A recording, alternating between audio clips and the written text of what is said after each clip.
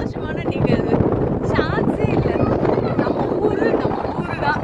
இங்க பாருங்க, அப்பா, காத்தும் அந்த மண்ணோட வாசனையும் எப்பா பயங்கரமா இருக்கு.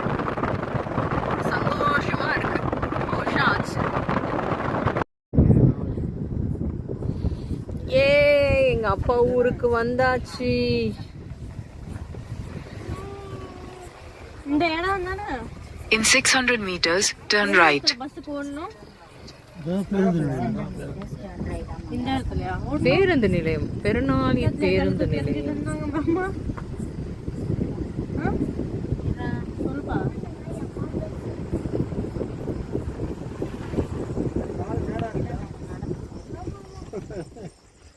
நான் வால் நிமித்த முடியாது பார்த்து